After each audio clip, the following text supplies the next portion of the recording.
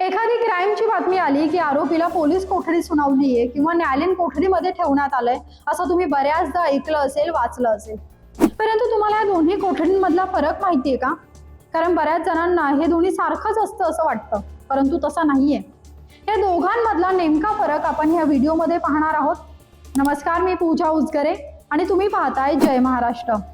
संशयित आरोपीला किंवा आरोपीला पोलिसांनी अटक केली तर त्याला लॉकअपमध्ये ठेवलं जातं आणि 24 तासांच्या आत कोर्टामध्ये हजर केलं जातं.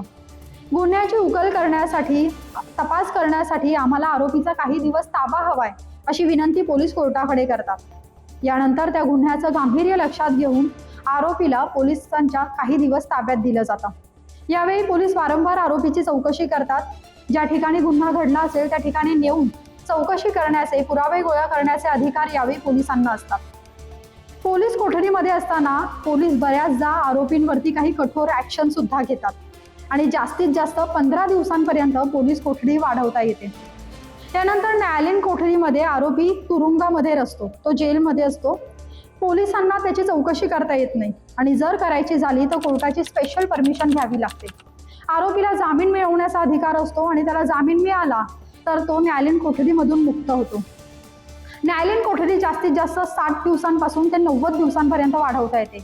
जास्त गंभीर गुन्हे नसतील तर ती 60 दिवसांपर्यंत वाढते आणि ज्या गुन्ह्यांमध्ये 10 वर्षांहून जास्त शिक्षा होते त्यावेळेला ती 90 दिवसांपर्यंत वाढवता येते. तुम्हाला ही माहिती कशी वाटली हे कमेंट करून सांगायला विसरू नका आणि अशाच व्हिडिओसाठी आम्हाला फॉलो नक्की करा.